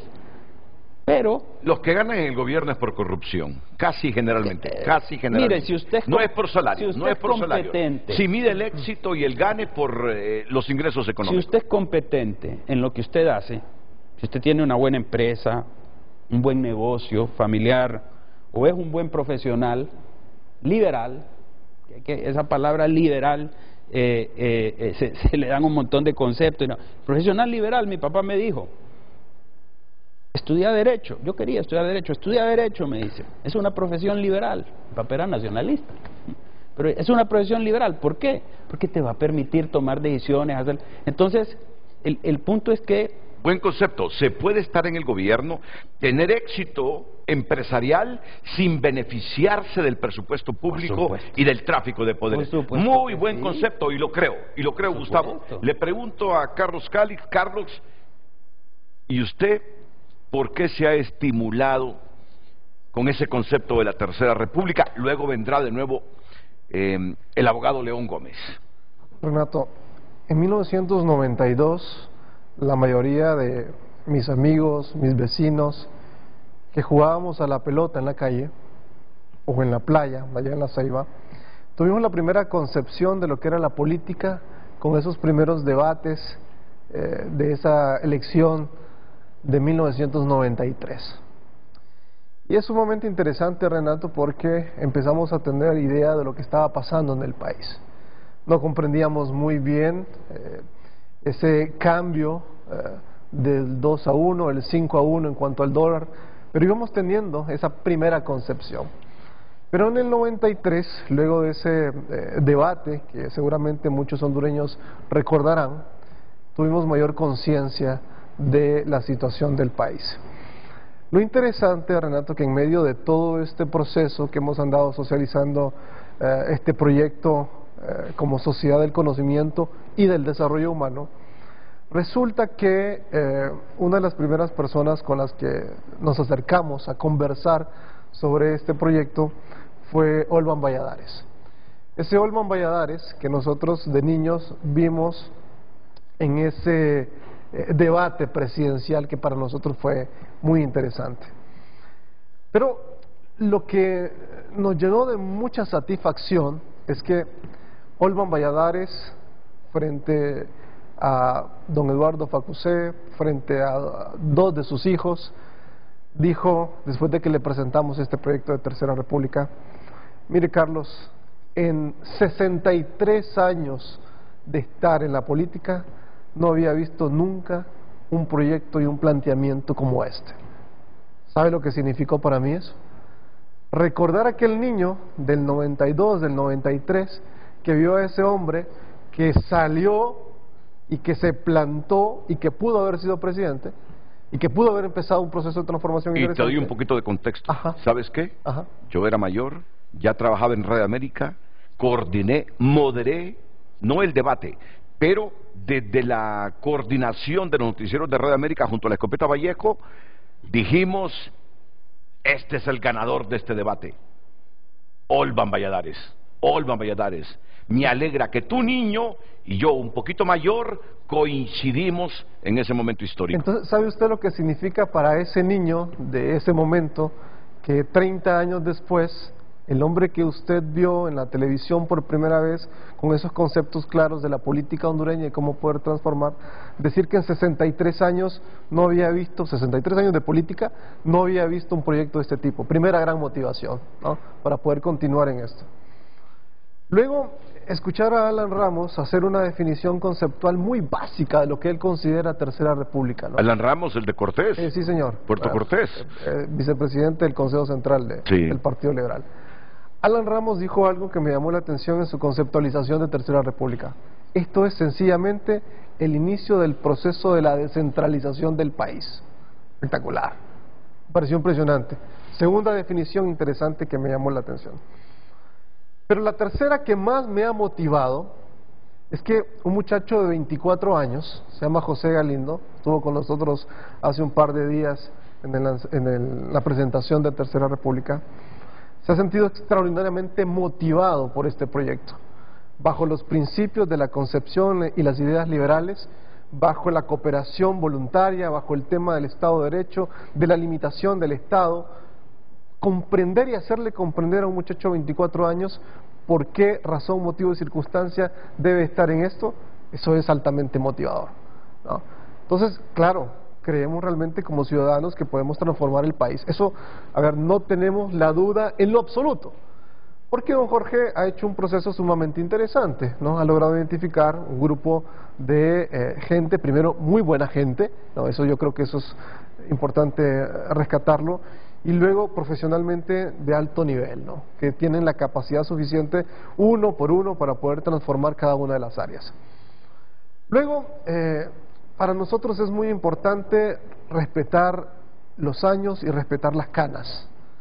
Y yo creo que ese debe ser un llamado primordial para quienes nos están escuchando y quienes constantemente dicen, es que a veces veo un montón de viejitos ahí. Miren, en otros países los años se respetan. Y eso yo creo que debe ser un factor determinante para poder tomar decisiones. Yo he tenido, Renato, la fortuna espectacular de reunirme con hombres y mujeres de 70, 75 y 80 años con una coherencia impresionante, que han trabajado enormemente y que evidentemente en este país han tratado de hacer cosas distintas. Y eso es una motivación impresionante. Henry Merriam también es un hombre que motivó parte de lo que es esto que estamos haciendo. Iniciamos un proceso donde logramos una identificación de la problemática del país de los últimos 60 años. Sumado a ese ejercicio del grupo con el que trabajamos con Henry Merriam, más ese primer acercamiento que tuvimos con don Jorge Illescas, fue como la catapulta para poder empezar realmente este proyecto. Porque es un proyecto ciudadano, es un proyecto que puede unir a la sociedad hondureña y transformar a la sociedad hondureña. Pensamos inicialmente, Renato, en crear una sociedad del conocimiento y del desarrollo humano. En 1947, Hayek tuvo la visión de empezar a crear una sociedad para poder incidir en las políticas públicas internacionales. Nosotros lo hemos visto un poco más allá. No solamente de emular esas cosas buenas, sino también de atraer inversiones, de demostrarle a la gente que las libertades económicas claramente pueden generar un mejor país. 42 indicadores, Renato, que definitivamente se podrían utilizar uno a uno para poder generar ya esa diferencia significativa que los hondureños tenemos. Solo te interrumpo, Carlos, sí, porque creo que hemos comprendido el concepto república. El momento república, si es la primera, si es la segunda, si es la tercera, si es la cuarta, nacen de momentos exitosos, política, económica, socialmente, etcétera, etcétera, de los países. Jorge, ¿ese es el concepto república? Sí. El concepto república es un parteaguas, es un momento de inflexión. En este instante, sin importar el liderazgo, nuestro Estado recobró el rumbo del éxito.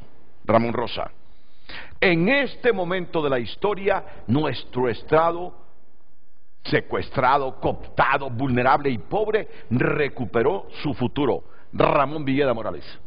Sí. El concepto república son esos momentos de inflexión, de historia, que eso es lo que tratamos de construir. Sí. ¿Qué suelos que tratan ustedes de señalizar?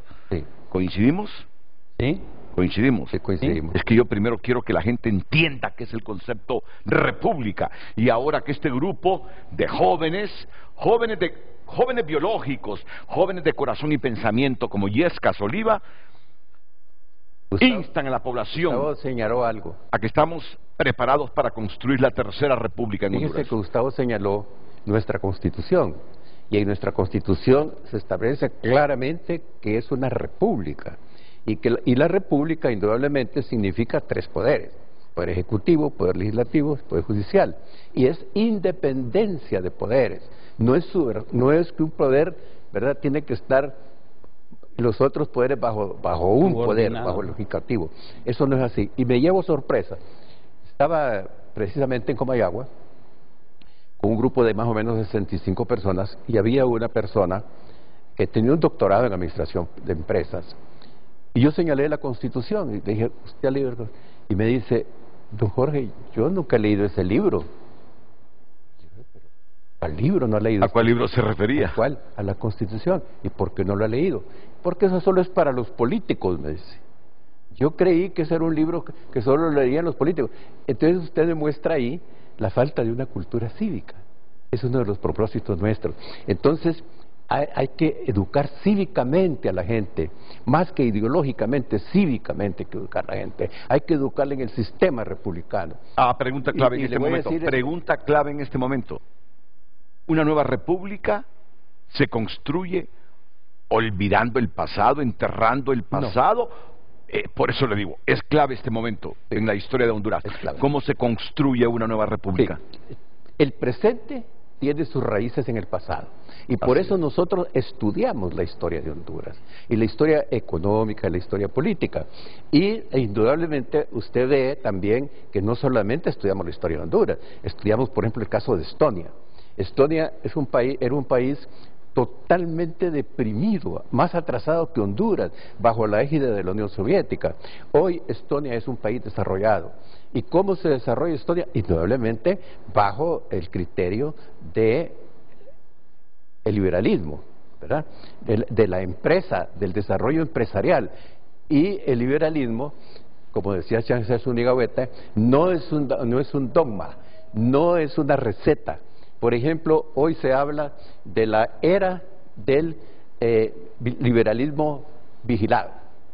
Y es una cosa extraordinaria, porque el liberalismo vigilado significa a esta era que vivimos nosotros, a la era de la inteligencia artificial, a la era del desarrollo científico y técnico, y el liberalismo se adopta a eso. Y el liberalismo, no hay país del mundo que se haya desarrollado con otro sistema que no sea el sistema liberal. Cuando Jorge le menciona Estonia, en este momento es el país con mayor comprensión de lectura. Un país pequeñito de Europa, insignificante en territorio y en los índices de medición del éxito de los países, súper arriba. Solo para mencionarles un índice: el país con mayor comprensión de la lectura, que ya es decir mucho cuando dicen que un pueblo es capaz de ser comprensivo cuando lee algo, que sabe leer, que interpreta lo que lee. ¿Y qué tal si Estonia tuviera Olancho, Lloro, Atlántida? Antes de la pausa, una conclusión del por qué Gustavo León Gómez cree que llegó el momento de una tercera república para Honduras. Porque no hay empleo, porque no hay seguridad, porque la gente joven no es feliz, la gente joven está huyendo. Por lo tanto, con esas tres cosas uno se da cuenta claramente que aunque la Constitución dice que somos una república, no nos estamos comportando como una república y no estamos alcanzando los objetivos de una república. Y eso se logra. Por lo tanto, hay que revivir la república. ¿Y eso se logra simplemente con el concepto tercera república? ¿O qué implica el concepto tercera república desde los compromisos como ciudadano? No se logra con el concepto, no se logra con colores, no se logra con nombres, se logra con voluntad de todos los ciudadanos. Esta es una idea que debe aglutinar a todos los ciudadanos. Mi padre era nacionalista y era más liberal que cualquier liberal de partido. Y mi madre es liberal, porque está viva, y le doy gracias a Dios. Dele el nombre de su madre a Honduras para que la recuerde de inmediato. Mi padre era Adolfo León Gómez, un abogado nacionalista, y mi madre es Zenobia Roda Camero. Fue ministra de Educación. Una liberal. Pero todos queremos lo mismo. Ellos querían lo mismo para nosotros: educación, felicidad, salud, y lo lograron, sin ser ricos, multimillonarios, simplemente trabajando con competencias, con capacidad. Y ese es el otro tema, don Renato, del que queremos hablar. El cambio está en las personas que involucremos en el proyecto y que luego se conviertan en un gobierno con capacidades. Y de eso me gustaría hablar luego, porque sé que tiene pendiente una pausa. A la que vamos de inmediato.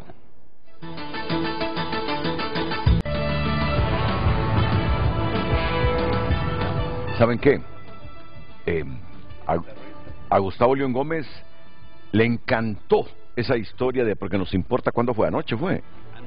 Hoy en la madrugada. Ah, entonces sí, fue anoche. ¿Repitieron hoy mismo? Sí, seguramente. Sí, fue anoche entonces. Vamos a repetir esa historia. Porque... de la maestra. Carlos, tú sos de un pensamiento libertario, ¿verdad? Soy de un pensamiento liberal clásico. Liberal clásico. Liberal clásico. Pero nosotros... No, Jorge, si yo no tengo temor de decirlo. No. Es que yo ando muy parecido a Cali. Así es, correcto. ¿Verdad? No es una lucha ideológica. Ya nos hartó la pobreza de Honduras. Hondureña, ciudadanista, que somos liberales, sí, ¿verdad? Nos inspiramos en la ideología liberal. Pero no vamos a venir a enfrentarnos a una lucha ideológica entre izquierdas y derechas. Ahí perdemos nosotros el rumbo. Ya nos hartó la pobreza de Honduras. Lo tenemos sumamente claro. Yo lo respondo en función de lo que usted me pregunta. Y yo creo que es importante hacer un llamado, y ojalá que nos puedan escuchar la generación Z y los de la generación Alfa, es decir, los que nacieron del 94 en adelante hasta el 2010 y del 2010 hasta la fecha, ¿no? ¿Por qué nosotros estamos en esto con Gustavo? Porque hay un grupo de hondureños que se sigue sumando dentro del país y fuera del país, hondureños en México, hondureños en Alemania, en Argentina, en Chile. ¿Por qué también están creyendo cada vez más en este proyecto? Precisamente porque quieren un mejor futuro para esas generaciones. Gustavo acaba de mencionar, y seguramente tendrá muchos amigos o conocidos que de pronto sus hijos ya no quieren regresar al país, precisamente porque no encuentran no solamente trabajo, sino seguridad, que es lo que se requiere. Esa libertad que la encuentran en otro país, no la encuentran acá. Y don Jorge acaba de decir algo, me parece muy importante, ¿no? A ver, si bien es cierto, hablamos de Estonia, hablamos de Polonia, de cosas interesantes en España o en Estados Unidos, en Uruguay, en Argentina o en Costa Rica inclusive, aquí también tenemos un par de ejemplos de cómo el liberalismo en términos generales realmente ha tenido, digamos, una fuerza importante para poder desarrollar ciudades. El mismo caso es mi ciudad. Hace 100 años en La Ceiba arrancamos con procesos de libertades económicas importantes, sin conocer realmente el concepto como tal. Y se generaron cualquier cantidad de empresas. Y vino una enorme cantidad de gente de diferentes partes del mundo, porque creían que ahí y en esa zona atlántica había desarrollo importante y podían construir un futuro mejor. Y así se fue desarrollando, no solamente ese corredor atlántico y parte de San Pedro Sula. Es porque habían esas libertades. Nosotros creemos que se pueden retomar. Es decir, ya hemos tenido antecedentes positivos en el país de cosas buenas que se han venido haciendo. Cosas buenas que se han hecho, por ejemplo, en Puerto Cortés, que yo creo que también se deben de emular en otros municipios. Por eso hablábamos del tema de la descentralización, de conocer mucho mejor nuestras municipalidades. Honduras es un país maravilloso y lo decimos de manera constante. Y los que estamos aquí sentados no nos queremos ir del país. Y si acaso nos toca salir, es que sea por voluntad, porque queremos ir y ver qué cosas buenas están haciendo en otros países y traerlas otra vez para acá y que podamos ver que esta población hondureña y esos muchachos que hoy tienen más o menos 30 años o menos puedan tener una mejor esperanza de vida. En esencia, lo que hoy están predicando, no imponiendo, mis tres invitados, lo que hoy están predicando como concepto, libertad, libertades. Eso es el liberalismo. Correcto. Eso es el liberalismo, y lo voy a decir hoy. Cuando llegó un momento de mi edad, si era demócrata social, si era social cristiano, si era comunista, si era de derecha, llegué a la conclusión que yo lo que amo son las libertades. Es claro. Y desde ese momento abracé el liberalismo. Y don Renato, una cosa importante, nuestra Constitución de 1982, que todos estamos obligados a cumplir, es una Constitución de corte liberal con algunas facetas de incidencia social, es decir, en las cuales el Estado pretende intervenir limitadamente en ciertos temas. Entonces, muchas veces se ataca esa estructura constitucional del Estado republicano, del Estado liberal republicano, y se atacan, por ejemplo, cosas como las que Carlos describió, lo que ocurrió en La Ceiba, lo que estaba ocurriendo en Trujillo, lo que pudo haber ocurrido en Amapala en los años 40, y hay que entender que lo que falló no fue el concepto de la libertad que permitía que vengan las empresas, que la gente crezca, que haya inversión de otros países, claro. Porque ¿cómo podemos desperdiciar la riqueza que está en Europa, en Estados Unidos, en Asia? Esas cantidades de dinero que pueden venir a este país y generar un montón de riqueza más. Pero lo que no ha funcionado, y eso es lo que tenemos que reconocer, son nuestras instituciones. Eso. ¿Quiénes fueron los corruptos que permitieron que algunos empresarios que vienen con estas empresas cayeron ante los sobornos, por ejemplo? Los conocemos. Sí. ¿Quiénes son esos corruptos? ¿Quiénes son los políticos que no han permitido que la Corte Suprema de Justicia sea una Corte Suprema de Justicia integrada por personas absolutamente independientes? Eso significa que en esta coyuntura actual, hoy, no debería haber ninguna llamada a ningún magistrado de la Corte Suprema de Justicia hablando sobre el tema que acabamos de ver en el Congreso Nacional de la República. Y un magistrado digno y correcto debería poder decirle a quien sea: discúlpeme, pero ese es un tema que puedo conocer y por lo tanto no lo puedo conversar con usted. ¿Sabe qué genera eso? La posibilidad de anticipar resultados. ¿Cómo es posible que este tema, por ejemplo, ya se decidió en Honduras?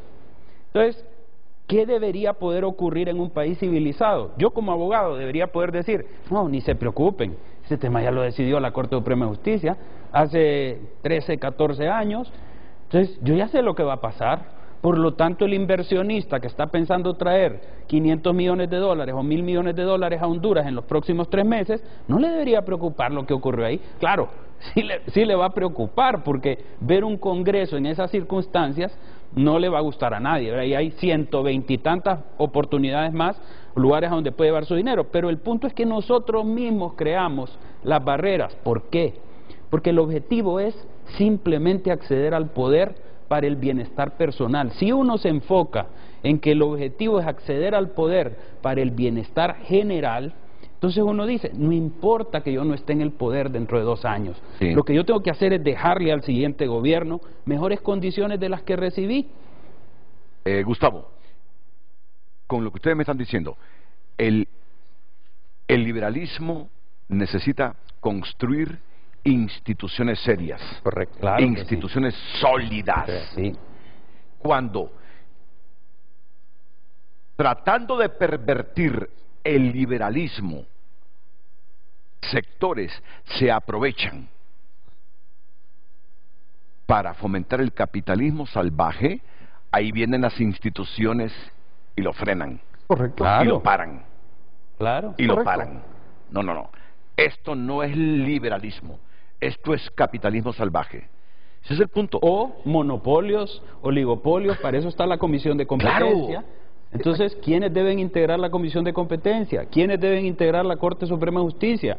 ¿Quién debe integrar el Consejo Nacional Electoral? La Fiscalía. ¿Quién debe integrar? Esos son los pesos y contrapesos que permiten que el Estado funcione para todos. Ahora, no hay que olvidar que en esto no solo los políticos han tenido que ver. Y por eso es que nosotros, como ciudadanos privados, nos queremos involucrar, porque vemos que la gente está entendiendo que se saca mucho más del Estado de Derecho y con fortaleza institucional que de lo que hemos cultivado. Mire, eso es un punto muy importante, ¿no? En un Estado de Derecho se le pone límite al poder.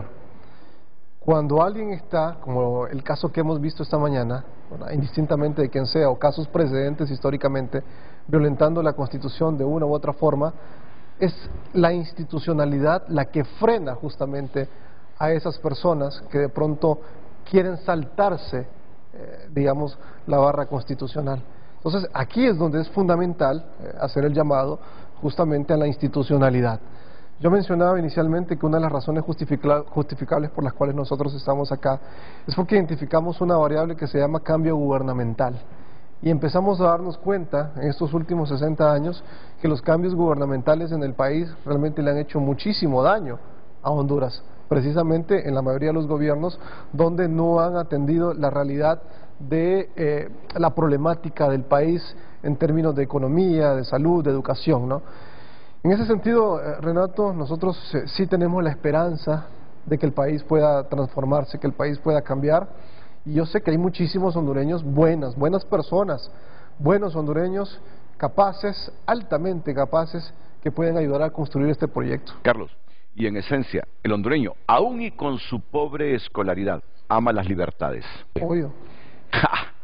Obvio. Es que yo no espero ver el día, y si lo veo, me voy a dar la razón, aunque parezca egocéntrico, a esta altura, que un hondureño quiere que le impongan qué debe o no hacer. No lo acepta. No lo acepta. No lo acepta. Por naturaleza, ¿verdad? No lo acepta por naturaleza. Amamos las libertades, pero las libertades tienen un freno. ¿Qué nos lo dicen las leyes? Claro. Allá, y ese es el problema, como nos ha sopleteado la ley por los intereses, ha habido mucho salvajismo y extremismos. Y ahí está nuestra debilidad. Libertades está asociado al liberalismo. Lógico. Lo aprendí. Las libertades están asociadas al liberalismo. Y este país ama las libertades. Y así como estamos, es que surge en este grupo de hondureños hablando de Tercera República, porque ya no aguantamos lo que hemos construido, a pesar de lo que hizo Ramón Rosa y lo que hizo Ramón Villeda Morales. Han pervertido las dos repúblicas que tenemos hasta el momento. Mire, por ejemplo, nosotros hemos estudiado el liberalismo de José Cecilio del Valle, importantísimo, de Morazán, del padre Márquez, el primer liberal posiblemente de Honduras, el padre Márquez. Y de ahí comienza usted a ver una cantidad de liberales, llega también, que nunca fue presidente, José Ángel Zúñiga Huete, un teórico del liberalismo importante, ¿verdad? Porque ese liberalismo, el liberalismo no es una receta. El liberalismo es dinámico, se adapta y cada país tiene su propio liberalismo. El liberalismo, por ejemplo, de China no va a ser el liberalismo de Honduras, ¿verdad? Y los chinos no están hablando, ellos hablan de un sistema comunista. No hay comunismo en China. Fíjese usted, el Partido Comunista antes era campesinos, obreros y militares. Hoy, el Partido Comunista de China son empresarios, son profesionales, son militares y un cuanto obrero. China va a implosionar cualquier momento del día, cualquier momento. Entonces, pues nosotros estamos convencidos, y le voy a decir una cosa, el éxito de los países no depende propiamente de las ideologías. El liberalismo es una ideología, pero hay traidores al liberalismo. Y depende de los hombres. Mire el caso, por ejemplo, de Pepe Mujica. Pepe Mujica, un guerrillero comunista, pero cuando llega al poder se da cuenta que no puede gobernar, que necesita de la empresa privada, estimula el sector privado, ¿verdad? Y hace todo un elogio del sector privado. Y entonces y critica a Venezuela, critica a Cuba, critica a Nicaragua, critica todos esos sistemas que son dictatoriales. Entonces, pues, mucho depende de los hombres, ¿verdad? De los hombres que llegan. Y de las mujeres. ¿Verdad? Y de las mujeres. Sí, de las mujeres. Ah, y ojo, de las mujeres. Fíjese que un desarrollo extraordinario para la educación de las mujeres en el gobierno de Marco Aurelio Soto y Ramón Rosa, y alguien que no se menciona como uno de los grandes teóricos del liberalismo hondureño es Adolfo Zúñiga. Adolfo Zúñiga era un ideólogo del liberalismo. Entonces nosotros estudiamos la historia del liberalismo en Honduras. Los éxitos de las primeras dos repúblicas han estado fundamentados en el liberalismo. Sí. Y ahora hay un grupo de hondureños, y ojalá que se masifique, que están listos para construir una tercera república.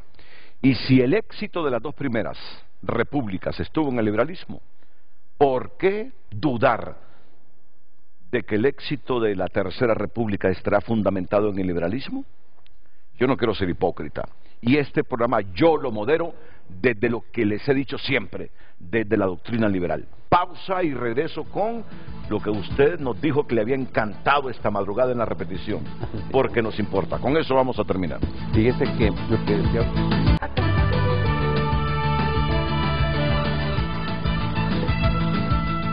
¿Qué hora es? ¿Qué hora es? ¿Qué hora es? ¿Qué hora es? ¿Qué hora es? ¿Qué hora es? 9. Ah, pero tenemos tiempo para divulgar ese trabajo de Porque nos importa, que le encantó a usted. En honor a la maestra que aparece Muy ahí, bien. que me pareció una mujer extraordinaria. Gracias, Carlos. Muchísimas gracias. Vamos a seguir hablando de Tercera República y liberalismo. Gustavo León, muchas gracias. Claro. Jorge Yescas, muchas gracias. Gracias porque esas canas entusiasman a la Muchas juventud gracias. biológica. Yo creo que este proyecto es un proyecto para la ciudadanía, sin distingo de colores políticos. Muy bien. Vamos con este ejemplo de esta maestra intibucana, ¿verdad? Sí, de Intibucá o del Empira. Eso Ok, pero ahí, del occidente del país. El EPA era.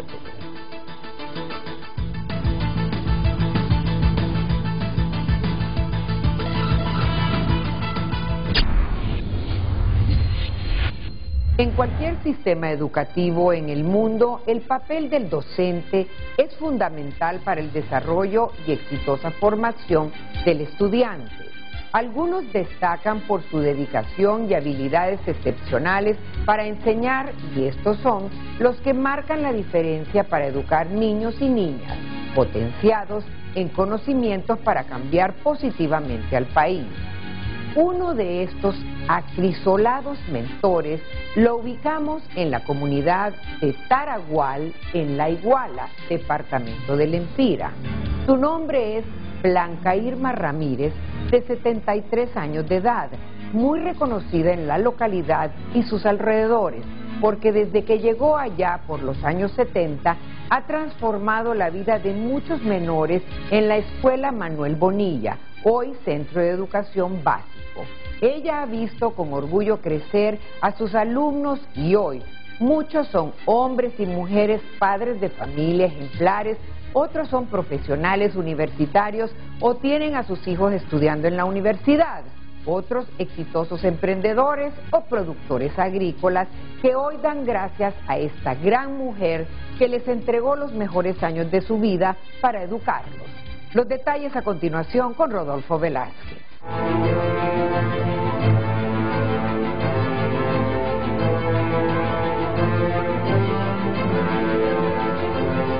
Una docente ejemplar que no solo transmitió conocimientos, también inspiró a sus alumnos a ser curiosos, creativos y críticos.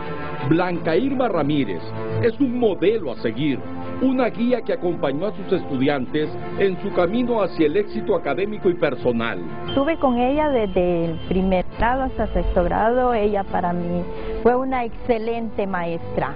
Enseñaba la educación como no tiene una idea usted. Gracias a la educación que ella nos dio a mí y a mi esposo, gracias a ello pues mis hijos son de ejemplo, porque uno de ellos es policía, la otra es maestra, el otro es abogado y el otro está ejerciendo también carrera en Gracias Empira. Ella enseñó mucho, vino a transformar la educación bastante, hubo un adelanto en lo que fue la educación. Mujer visionaria del cambio que merecía la educación en el Taragual, la Iguala Lempira, mentora, facilitadora de aprendizaje, líder de proyectos educativos.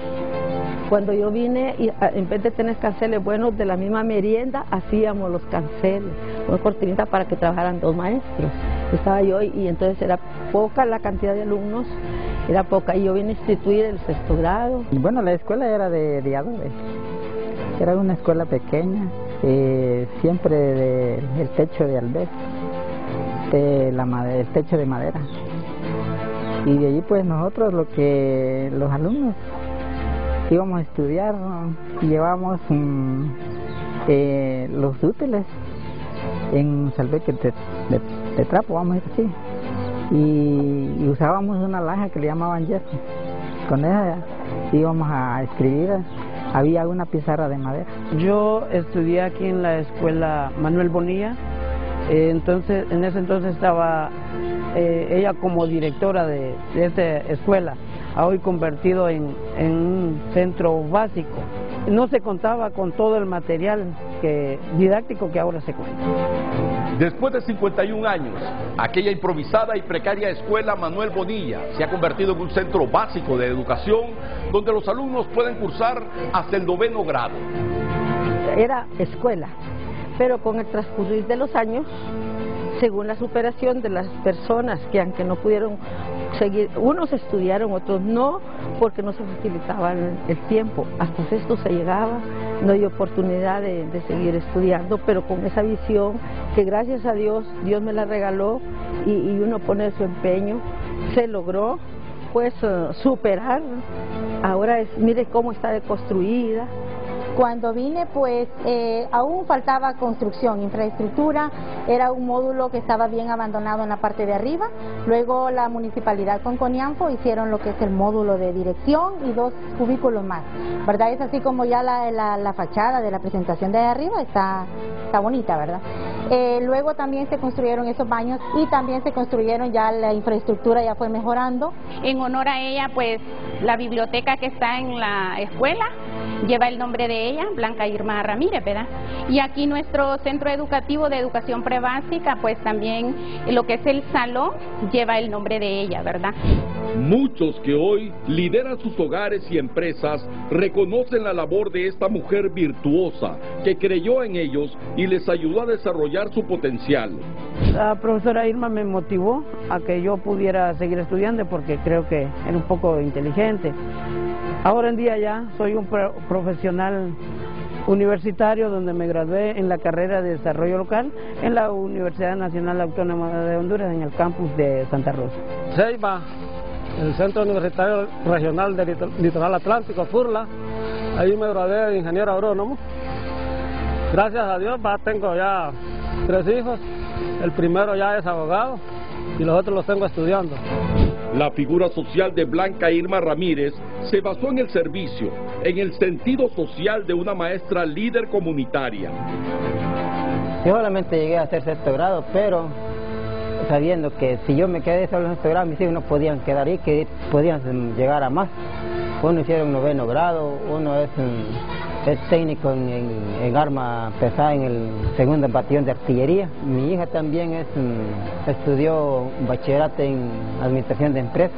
Con todo lo que ella nos enseñó, y hoy tengo mi negocio de pulpería, de costurar, negocio de ropa, y soy tesorera de la Junta de Agua. Una mujer insigne, cuyo impacto en la dinámica social del Taragual es determinante. Cuando vine, aquí no había carretera, no había luz eléctrica, no había agua potable, sino que en la quebradita daba agua uno y todo. Pero ya estando aquí, vine, no era 6º grado, solo había hasta 4º grado. La escuela era un solo salón, ya está, 2 maestros. Siempre no eran titulados, pero yo en ese periodo estudié y empezamos a estudiar con la Escuela Superior del Profesorado. Ella como maestra fue una buena maestra y es una buena persona, una líder en la comunidad. Ella es todo, tanto en lo social como en lo espiritual. Es así como Blanca Irma Ramírez Una mujer apasionada y auténtica, esforzada y entusiasta, continúa preocupada por el bienestar y progreso social y espiritual de su comunidad.